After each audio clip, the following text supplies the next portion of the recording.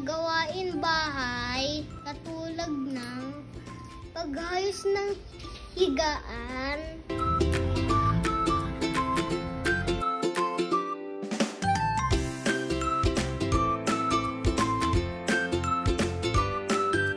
wawalis, ayusin ng mga upuan pagkatapos gamitin.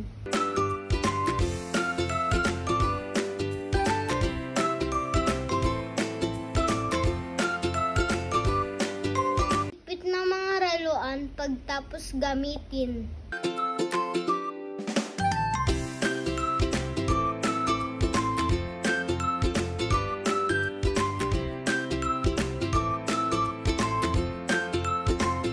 Balik ng mga tsinelas.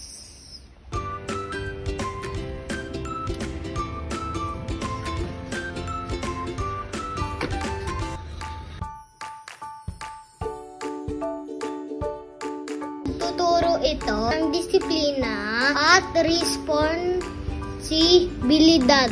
Natututo po kami yung bahagi ng isang team. Pagpahalaga ang pagod ng iba. Nakakatulong ito sa amin paglaki bilang responsable individual sa hinaharap. Maraming salamat po.